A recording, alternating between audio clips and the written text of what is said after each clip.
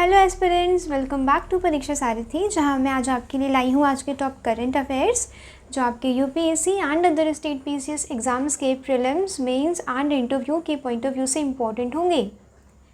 तो आज का न्यूज़पेपर आपको बिल्कुल भी मिस नहीं करना है क्योंकि प्रीलिम्स एंड मेंस के बूस्टर्स होंगे।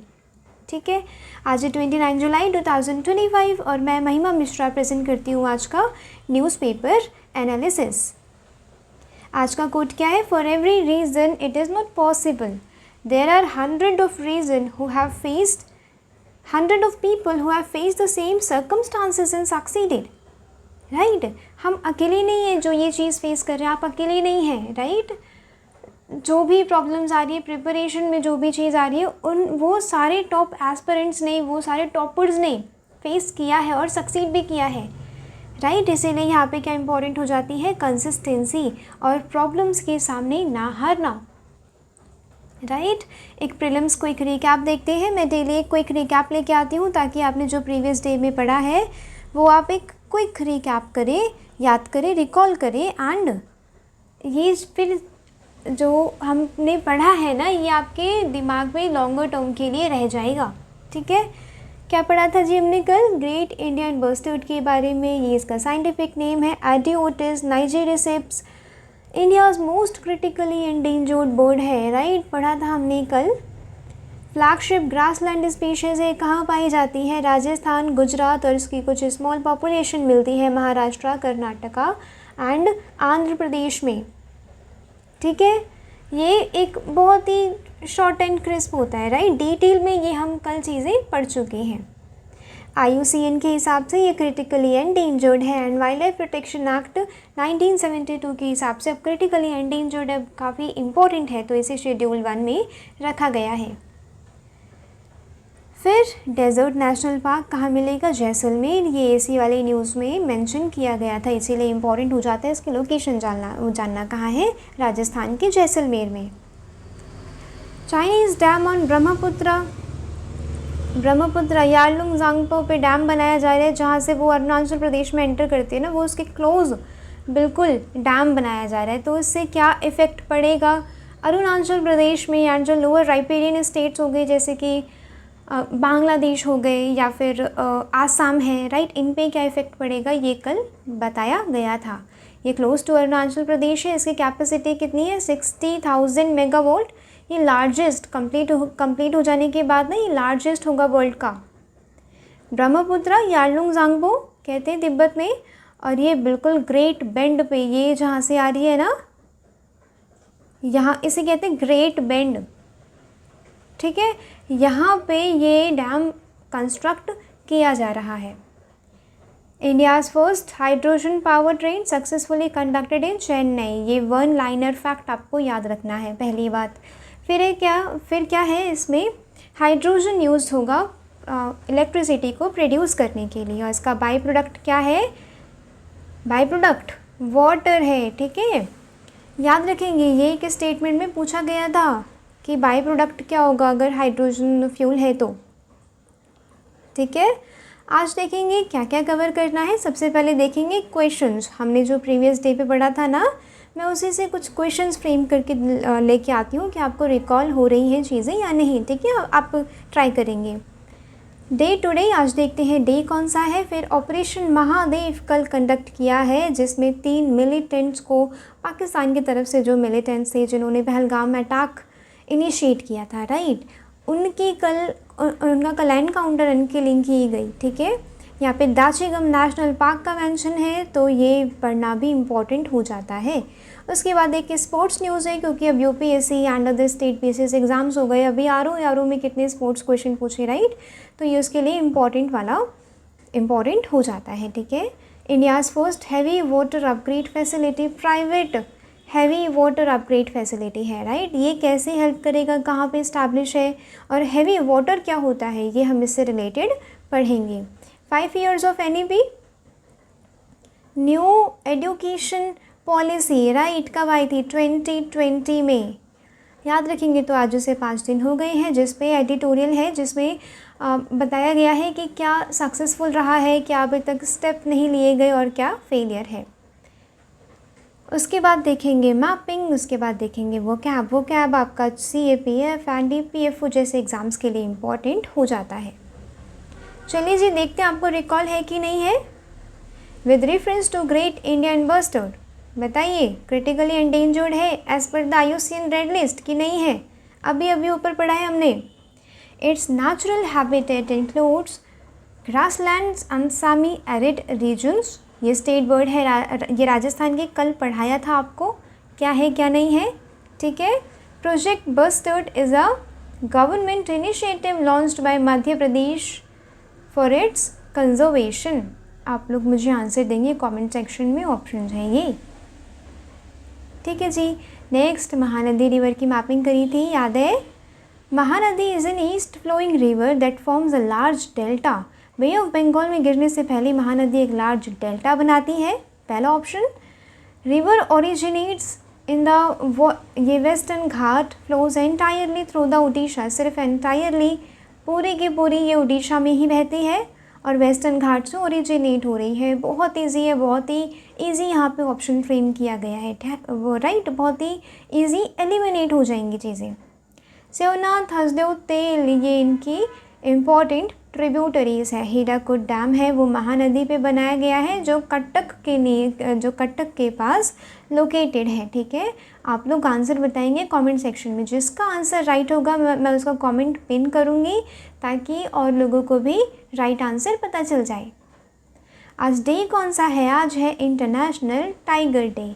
इंटरनेशनल टाइगर डे 29 जुलाई को मनाया जाता है एनुअली।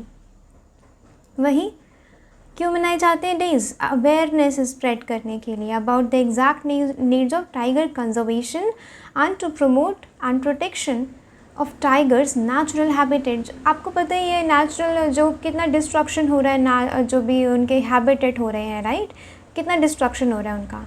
आप देखेंगे कि रोड्स जा रही हैं और डैम्स बन गए उनके वो कंस्ट्रक्शन में, रिवर लिंकिंग हो रही है, केन बेतवा, पता है आपको, राइट। तो जो ये इनका नेचुरल हैबिटेट है उसका डिस्ट्रक्शन को रोकने के लिए अवेयरनेस बढ़ाई जाती है इस दिन। इसे ग्लोबल टाइगर डे भी कहा जाता है। Day is a reminder of collective effort of 13 tiger range countries. 2022 में जो 13 टाइगर रेंज कंट्रीज़ है ना, उन्होंने ये कलेक्टिव एफर्ट लिया था कि क्या करनी है, जो वाइल्ड टाइगर्स हैं उनकी पॉपुलेशन को डबल करनी है बाय 2022, राइट। इसका नाम है टाइगर 2x, ठीक है, 2x बोलेंगे, डबल करना है, ठीक है, याद रहेगा आपको। The goal has been set by the किसने? वर्ल्ड वाइल्ड लाइफ फंड ने ये गोल इस्टेब्लिश किया through the global tiger initiative, global tiger forum and other critical platforms.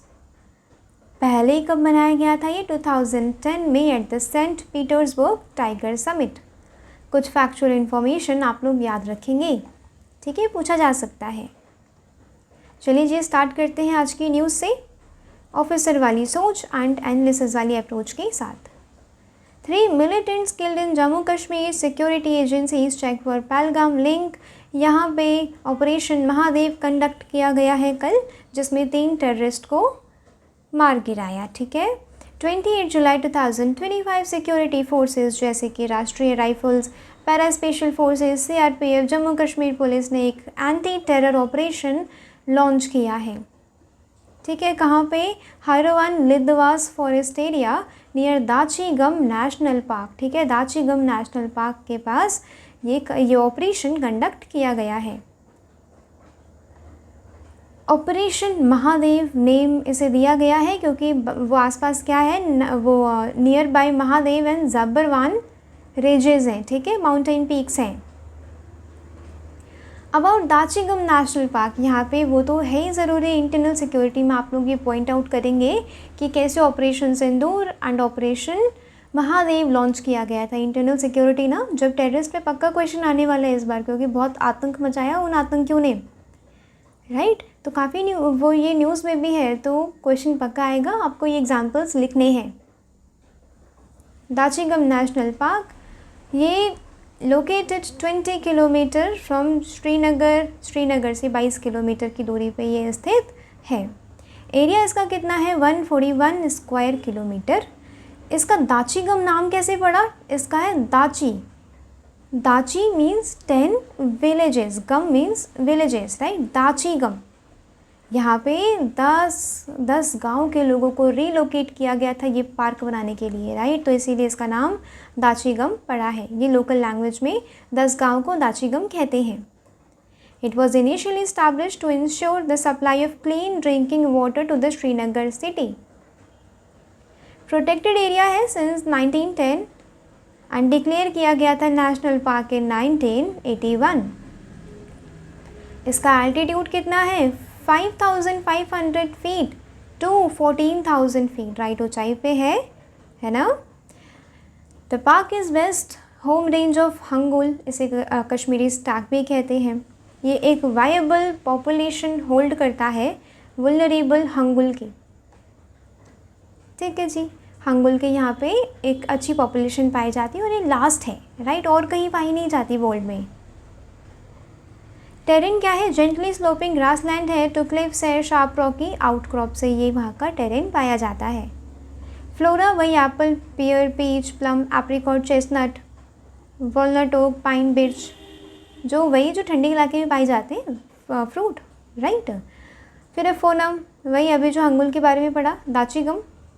Musk deer के लिए भी इम्पोर्टेंट है, लेपर्ड हो गया, Himalayan grey langur, leopard cat, Himalayan black bear, yellow throated marten, ठीक है, ये सारी वहाँ पे जो फोना है वो पाई जाती है। लोकेशन देखिए जी कहाँ है, दाचीगम नेशनल पार्क पीर पंजाल में। City forest Salim Ali national park. और देखिए हेमिस नेशनल पार्क कहाँ पे, इंपॉर्टेंट है इसकी लोकेशन जानना, कहाँ पे, लद्दाख एंड ज़ास्कर रेंज के बीच में। ये तो पता है ना आपको, ये जो रेंजेस हैं काराकोरम, लद्दाख, ज़ास्कर, पीर पंजाल ऐसे करके, ठीक है जी। और यहाँ पे किश्तवाड़ है, किश्तवाड़ ग्रेट हिमालयाज एंड पीर पंजाल के बीच में किश्तवाड़ नेशनल पार्क है। नेक्स्ट इंपॉर्टेंट न्यूज़ देखेंगे, Divya beats Humpy, take world cup route to GM title. यहाँ पे क्या है, जॉर्जिया में वुमेन वर्ल्ड कप चैम्पियनशिप यहाँ पे कंडक्ट की गई थी, जिसमें दिव्या देशमुख जो 19 ईयर्स की हैं, इन्होंने किसे हराया, वेटरन, ये वेटरन कोनेरू हम्पी। ये इम्पॉर्टेंट हो जाता है क्योंकि बहुत ही फर्स्ट पेज पे न्यूज़ है, राइट। और अगर नहीं पढ़ी और अगर एग्ज़ाम में आ गया तो दिक्कत हो जाती है कि अरे स्पोर्ट्स पढ़ लेना चाहिए था थोड़ा बहुत, ज़्यादा नहीं, यूपीएससी के लिए तो ज़्यादा नहीं, बट और जो एग्ज़ाम्स होते हैं ना, अभी आर में कितने सारे स्पोर्ट्स उन्होंने पूछ लिए थे, इसीलिए ये वाला मैंने कवर कराया क्योंकि इम्पोर्टेंट था। India's first private facility for heavy water upgrade opens. Heavy water को अपग्रेड करने के लिए इंडिया की पहली प्राइवेट टेस्ट फैसिलिटी को इनागोरेट किया गया है। ये एक मेजर शिफ्ट है क्योंकि न्यूक्लियर टेक्नोलॉजी पहले जो किसके डोमेन में थी, पब्लिक इंस्टीट्यूशन, सरकार, गवर्नमेंट के डोमेन में थी, अब इसमें प्राइवेट सेक्टर का पार्टिसिपेशन हो रहा है। टेमा ये मुंबई बेस्ड कंपनी है, इन्होंने फैसिलिटी सेटअप करी है कहाँ पे, पालघर डिस्ट्रिक्ट, महाराष्ट्र। याद रखेंगे, ज़्यादा टफ नहीं है, ठीक है, हल्का सा फैक्ट नहीं, याद रखेंगे। Will test and validate equipments used in upgrading D2O required pressurised heavy water reactor. ये अभी यूकेपीएससी में पूछा गया था कि जो हैवी वाटर होता है उसकी क्या वो है केमिकल वो है इक्वेशन, D2O, याद रखेंगे, ठीक है। Importance of heavy water upgrade, heavy water with 99.9 purity होती है, इज एसेंशियल फॉर, किसके लिए चाहिए होती है, प्रेशराइज्ड हैवी वाटर रिएक्टर। इसके लिए क्या चाहिए होती है, 99.9% प्योरिटी चाहिए होती है। ओवर टाइम D2O क्या हो गया, कंटामिनेट हो गया।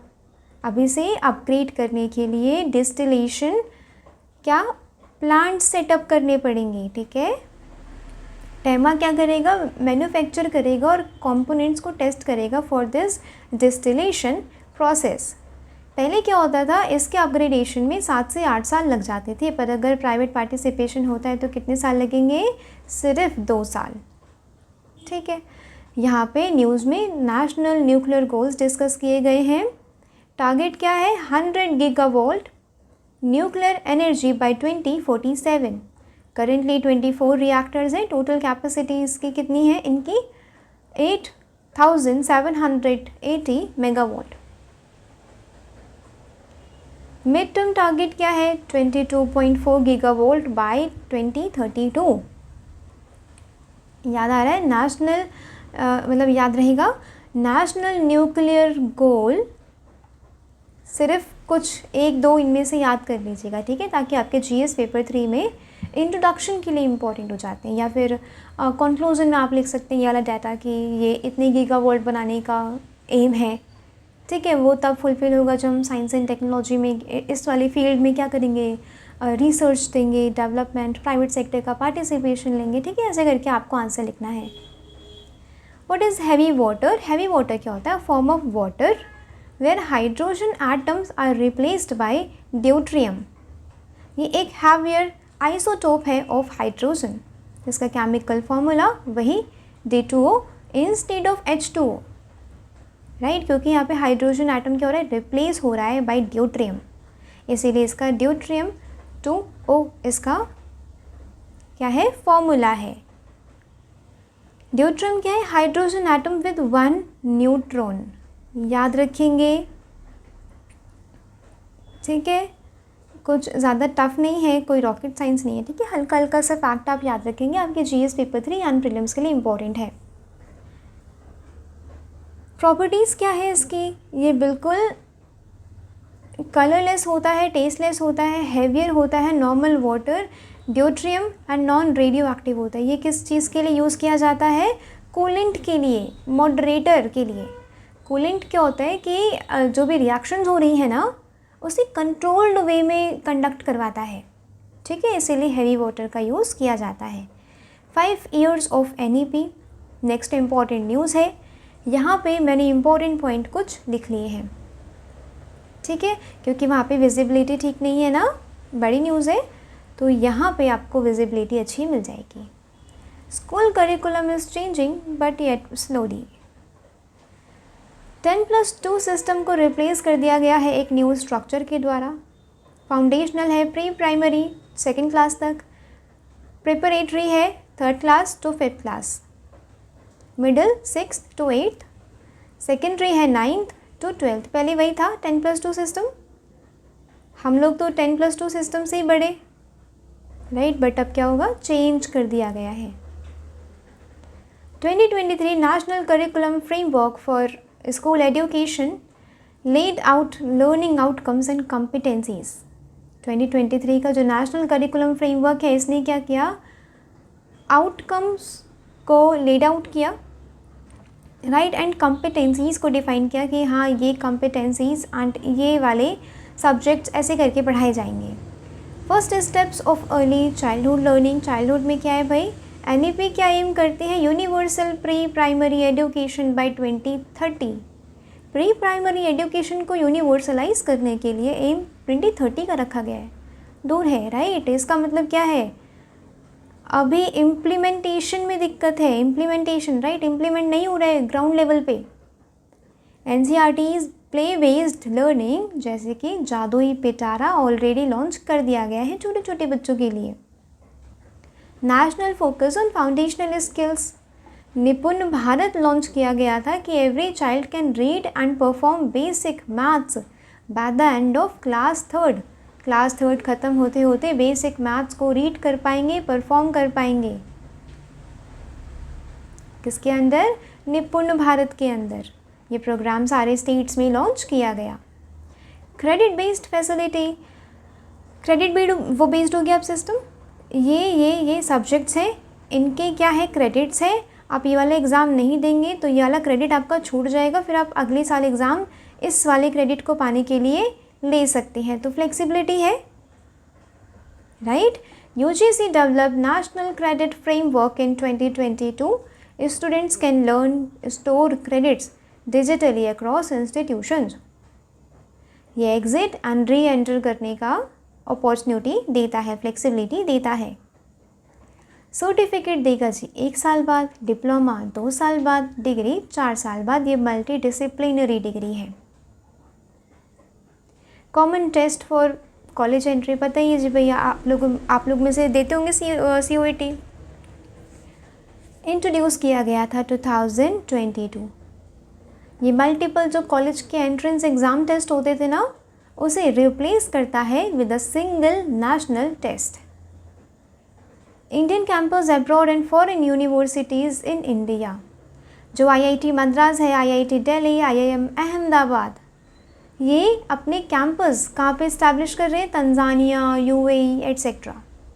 और फॉरेन यूनिवर्सिटीज़ भी यहाँ पे ओपन हो रही हैं, जैसे कि यूनिवर्सिटी ऑफ साउथहैम्पटन।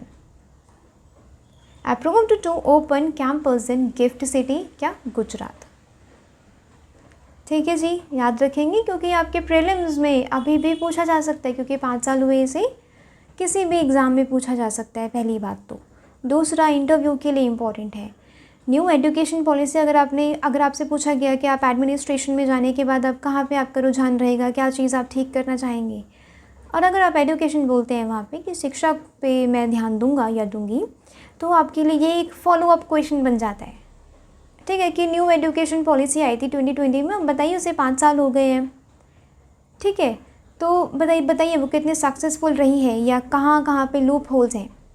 ठीक है, इसके लिए ये वाला एडिटोरियल बहुत इंपॉर्टेंट हो जाता है, बिल्कुल नहीं छोड़ना है। What is in the progress, क्या है जी प्रोग्रेस में? Envisages in board exams, changes in board exams, less high stake exam है। 2026 तक CBSE ने प्लान किया है कि अलाउ करेगा क्लास 10 स्टूडेंट्स को कि वो 2 बार एग्ज़ाम्स दे सकेंगे। एफर्ट्स लगाए जा रहे हैं बोर्ड एग्ज़ाम्स को कॉम्पिटेंसी बेस्ड करने के लिए। मार्क्स बेस्ड तो है ही, मार्क्स से ही तो वो लोग जज करते हैं, राइट, बट कॉम्पिटेंसी बेस्ड, यहाँ पे क्वेश्चंस ऐसे फ्रेम किए जाएंगे जो रट्टा मारने वाले ना हो। आपकी कॉम्पिटेंसी देखे कि आपने कितना पढ़ा है, राइट, आपने कितना क्या सीखा है, उसमें से क्या समझा है। हॉलिस्टिक रिपोर्ट कार्ड अभी भी स्टिल ऑन पेपर है। परख assessment body under NCERT proposed for holistic report card.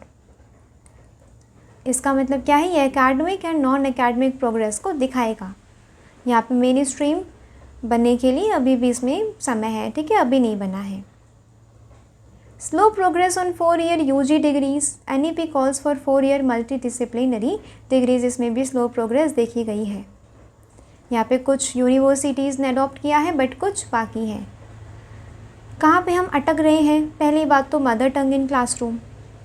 NEP propose करती है कि मदर टंग क्या होगी? मीडियम ऑफ इंस्ट्रक्शंस होंगी till class 5। CBSE asked school to begin this from pre primary to class 2। Pre primary से class 2 तक तो mother टंग रहेगी, और जो 3rd क्लास से 5th क्लास तक है वो रिटेन कर सकते हैं इसे, या फिर स्विच कर सकते हैं, किसी और लैंग्वेज में स्विच कर सकते हैं।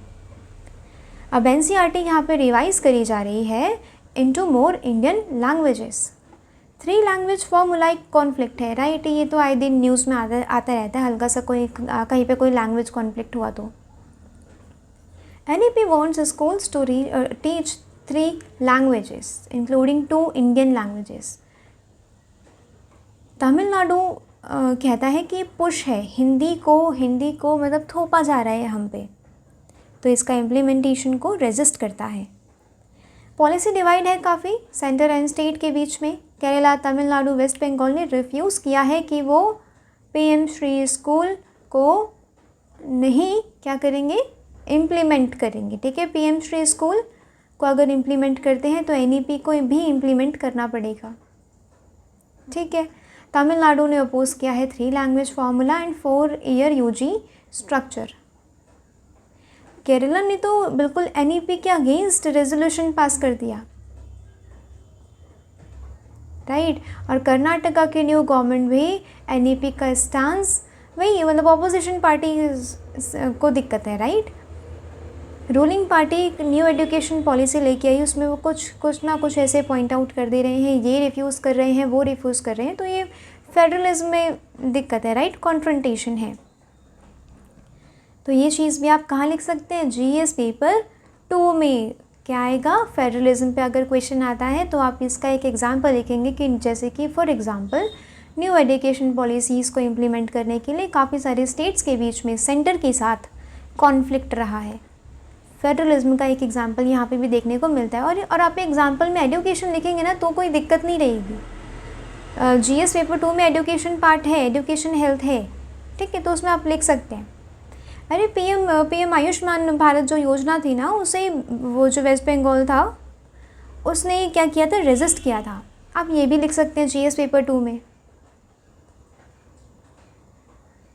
राइट। आज मैपिंग किस चीज़ की है, ओडिशा चिल्का लेक, चिल्का लेक जो ओडिशा में है। मैपिंग चिल्का लेक क्या है, एशिया की largest and world second largest lagoon है। कल क्वेश्चन पूछा जाएगा इसी पे, पता होना चाहिए आपको, ठीक है, याद रखिएगा। 1981 में चिल्का लेक को फर्स्ट इंडियन वेटलैंड करार किया गया था अंडर रामसार कन्वेंशन। ये वाले जो पॉइंट्स है ना, ये ऊपर वाले से हैं, ठीक है। ये न्यूक्लियर एनर्जी, यहाँ पे कुछ मिस ऑर्गेनाइजेशन हुआ है नोट्स का, ठीक है। फिर यहाँ पे वही चिल्का, मेजर अट्रैक्शन क्या है, इरावदी डॉल्फिन, सतापाड़ा आइलैंड, नालाबाला आइलैंड, ठीक है। काली जय टेम्पल है, एक आइलैंड है चिल्का लेक में, वहाँ पे लोकेटेड है काली जय टेम्पल। यहाँ पे बहुत सारी माइग्रेटिंग बर्ड्स आती हैं, थाउजेंड्स ऑफ माइल्स अवे, बहुत सारी कंट्रीज से यहाँ पे माइग्रेटरी बर्ड्स आती हैं। Birds find the vast mud field and abundant fish stock here, ठीक है। यहाँ पे काफ़ी सारे फिश मिल जाती है उन्हें खाने को, और बहुत ही वास्ट मड फील्ड मिल जाता है। Migratory species in India, India is a temporary home to several migratory animals and birds, जैसे कि अमर फैल्कन्स हैं, bar headed geese, black necked cranes, marine turtles, dugong, humpback, right. ये जो migratory species हैं, इसके लिए इंडिया एक temporary home बन जाता है। नेक्स्ट देखेंगे जी वो क्या, आज वो कैप में कौन सा वर्ड है, शिर्क। शिर्क मीन्स होता है कोई चीज़ इवेड करना, बचना, एस्केपिस्ट एटीट्यूड होना। सिनोनिम्स क्या है, वही डॉज एंड एवॉइड, वहीं इसका विलोम क्या है, कॉन्फ्रंट करना या फिर फेस करना, ठीक है। एग्जाम्पल सेंटेंस क्या है, मैं अपनी रिस्पॉन्सिबिलिटीज़ से शिर्क नहीं करता। बात समझ आई, शिर्क मतलब बचता नहीं, काम चोरी नहीं करता, ठीक है जी। ऐसे करते हैं न्यूज़पेपर का एनालिसिस। क्या आपने एक पर्टिकुलर न्यूज़ पढ़ी तो आप उसके डीप में गए, आपने देखा कि मेरे जीएस पेपर्स के लिए कैसे इम्पोर्टेंट है, प्रीलिम्स, मेंस, ठीक है, एंड इंटरव्यू के पॉइंट ऑफ व्यू से कैसे इंपॉर्टेंट है। जो आप अदर एग्ज़ाम्स दे रहे हैं उसमें कोई वन लाइनर फैक्ट मिला, जो आप अदर एग्ज़ाम्स देते हैं ना, उसके लिए इम्पॉर्टेंट हो सकता है। ऐसे करते हैं न्यूज़पेपर का एनालिसिस। ये नहीं कि न्यूज़ पढ़ी छोड़ दिया, स्क्रॉल किया न्यूज़पेपर, या अगर पेपर वाला पढ़ रहे हैं तो बस पेजेस पलटे। अगर ऐसे ही कर रहे हैं तो न्यूज़ की टीवी डिबेट देख लीजिए, कुछ एंटरटेनमेंट होगा आपका, ठीक है। तो क्या बात याद रखनी है, न्यूज़पेपर का एनालिसिस आपका अच्छे से होना चाहिए। अगर आप अपना 1 घंटा भी दे रहे हैं ना करंट अफेयर को, न्यूज़पेपर को, तो उसकी आप वैल्यूएबल चीज़ें बहुत अच्छे से लीजिए, ठीक है, राइट। वसूल कीजिए पूरा अपना समय जो लगा रहे हैं आप। पीडीएफ की लिंक डिस्क्रिप्शन बॉक्स में मिल जाएगी, इससे नोट्स बनाने हैं आपको, राइट। नोट्स नहीं बनाएंगे और अगर आप सोच रहे हैं कि पीडीएफ लास्ट में पढ़ लेंगे, एग्ज़ाम के पहले खुल जाएगी, बिल्कुल नहीं खुलेगी, किसी की भी नहीं खुलती, लोगों की मंथली नहीं खुलती, राइट। 15 to 16 मैगजीन्स होती हैं लास्ट में, अगर हम 1.5 ईयर्स का देखें तो करंट अफेयर, वो नहीं खुलती बाद में। तो ये तो फिर भी डेली है, डेली किसे खुलेगा, राइट। तो आपको रीड करना है, रिवाइज़ करना है एंड रिपीट करना है अपने आंसर्स में। जो भी आज डेटा दिया या कुछ इम्पोर्टेंट पॉइंट्स दिए वो आपके आंसर्स में दिखने चाहिए। येस कि आपने न्यूज़पेपर पढ़ा है, न्यूज़पेपर आप करंट अफेयर करते हैं अच्छे से, तभी तो एग्जामिनर को पता चलेगा कि आप करंट अफेयर जो भी आपके हैपनिंग्स हो रही हैं सराउंडिंग में उससे आप अवेयर हैं, right. I really appreciate you कि आपने वीडियो यहाँ तक देखी है। आपको सच में सीखना चाहते हैं, आप टॉप 1% स्मार्ट एस्पिरेंट बनना चाहते हैं। Thank you so much for watching till here. Share करिएगा वीडियो अगर हल्की सी भी वैल्यूएबल लगी हो, एंड कमेंट करके बताइएगा कि कैसी लगी। एंड जो मैंने क्वेश्चंस दिए थे आप उसके आंसर्स भी बताएंगे। कमेंट करके आप क्रिटिसाइज़ करना चाहते हैं, सजेस्ट करना चाहते हैं तो आप मुझे सब बताइए, राइट। कुछ पॉइंट्स आप ने कोई कुछ ऐसी चीज़ पॉइंट आउट करी जो सही नहीं है, राइट, वो भी आप मुझे बताइएगा, मैं उसे आपको बिल्कुल करेक्ट करके दूँगी। सब्सक्राइब करिएगा, आपका एक सब्सक्रिप्शन, एक क्लिक मेरे लिए बहुत बड़ा मोटिवेशन है। ठीक है, कंसिस्टेंसी को मेंटेन करने के लिए बहुत मोटिवेट करता है कि हाँ बच्चे पढ़ाई करते हैं, मुझे पढ़ाना है। तब तक के लिए जय हिंद, ध्यान रखिएगा अपना, ठीक है, और पढ़ते रहिएगा।